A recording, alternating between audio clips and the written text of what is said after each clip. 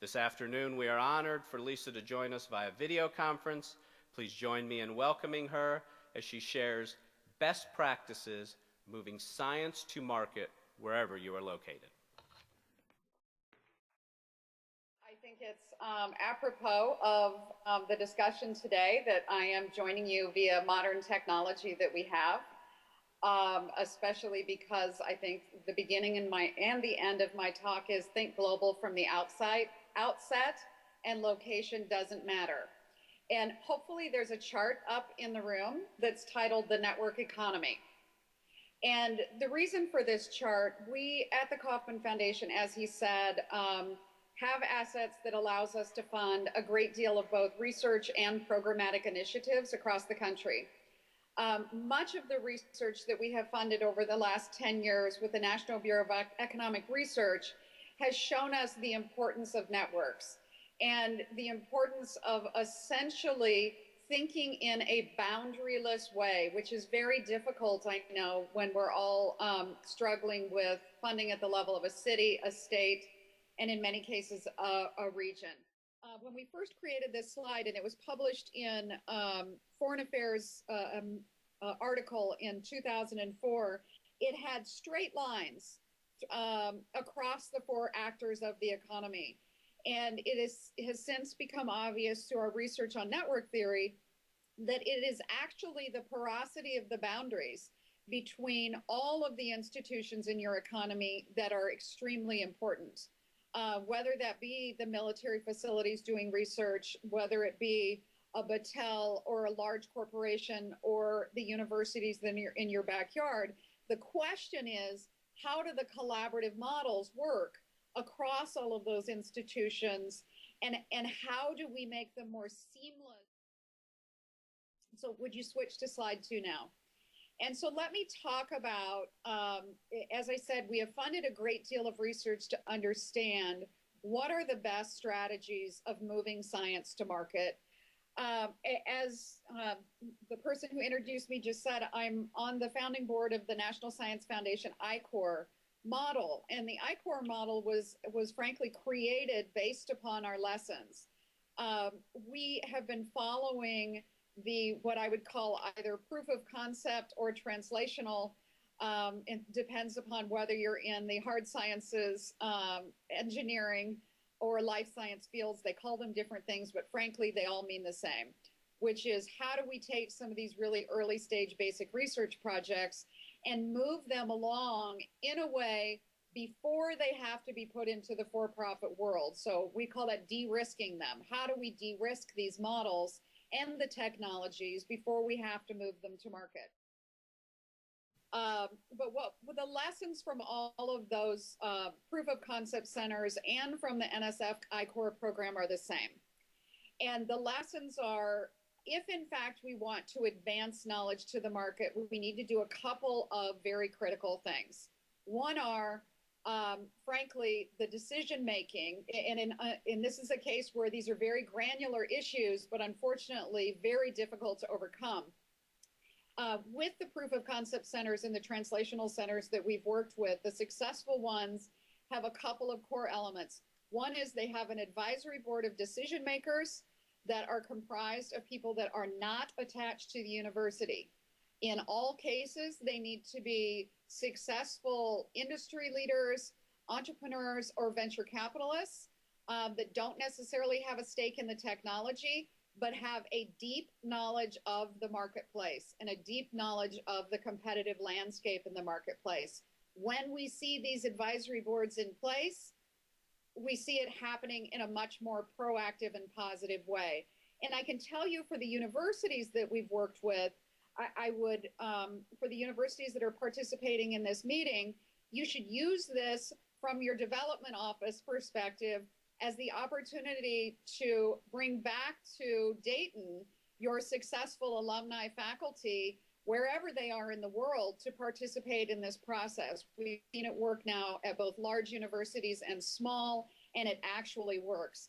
The other component is you do need a level of seed funding and you need a level of project management tied to these. Now, universities have not been known for project management. That's not what they've done.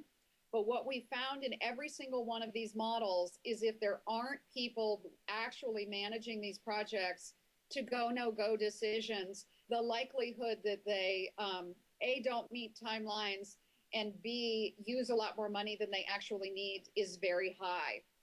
And third, but not least, is the educational components that are required for the graduate students that are involved. And I will tell you that our lesson has absolutely been, and we've learned it most recently through a dissertation that was just defended at MIT, the role of the graduate students, frankly, are the most critical role in this process. It is not the faculty, it's the graduate students, because you have to have full-time, dedicated resources moving this science to market.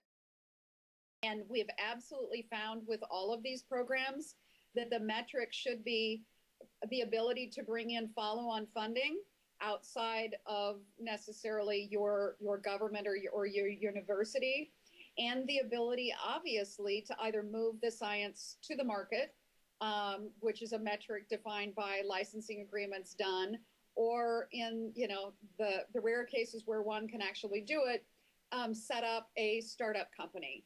I will tell you that there's a significant number of lessons that have helped us understand the problem of startups and the problem of focusing on jobs and startups as a metric.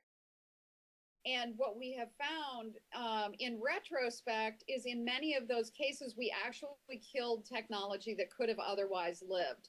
And what I mean by that is if we force the startups to happen when actually there was a company that you could license this technology to and it could make its way to market, many times you can't keep up with the competition of the big co in some cases, but more importantly, if there's not a local management team that can take it on, you shouldn't start the company because you're probably not ultimately going to get follow-on funding.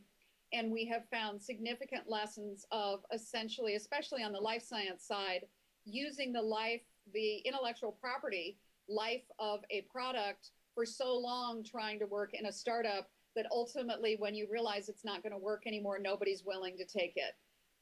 At the Kauffman Foundation, we call those startups our walking dead, and we should all be motivated to have as few walking dead as possible.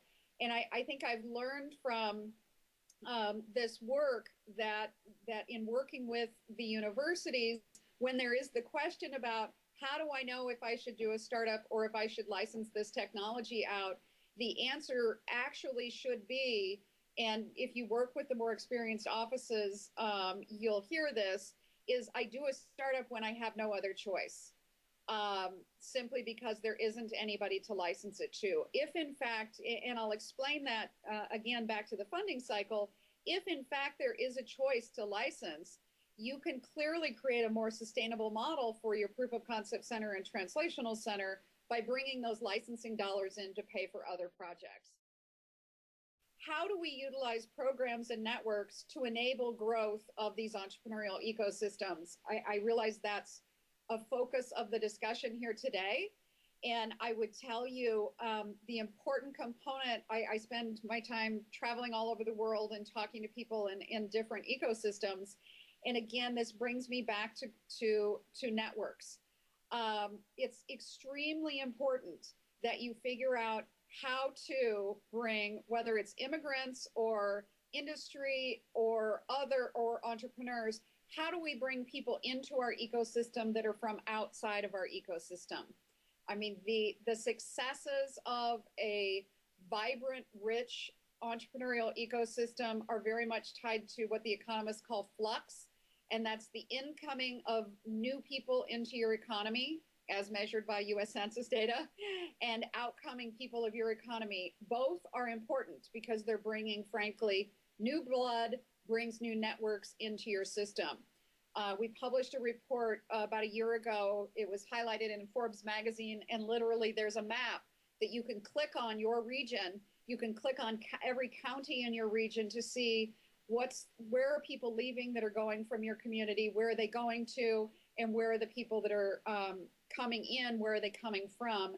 And that's the networks that they're bringing in and out of your community. So the more that we can encourage bringing diversity of types of people, young, old, immigrants, non-immigrants into our economy. We can clearly tell from both our city and our state data, you show me diversity in an economy and a high level of outcoming and incoming traffic, and we'll show you an economy that's rich with growth. So the moral of the story that I'm delivering to you, I hope, is that there are lessons. We have data, we have reports that we can give you, but in many cases, some of this isn't rocket science. And it goes back to my slide 1, which is how do we create more porous boundaries between the universities, between the big companies, the startups, and those in our government agencies that have funding, have science, have technology, that needs customers, that needs to be part of a supply chain. There isn't a one-size-fits-all recipe. There are models that you can replicate, but I would encourage you to think global from the outset, realize what you've been talking about today, to collect your assets and understand how you can work those in your economy, but bring as many people from outside your ecosystem into your ecosystem and encourage as many people in your ecosystem to go out so that you do encourage this constant churn of new ideas, new linkages between the scientist and the engineer that could develop a new technology. And if at all possible, link into some of these programs that are out there, in many cases, very inexpensive to run and easily accessible.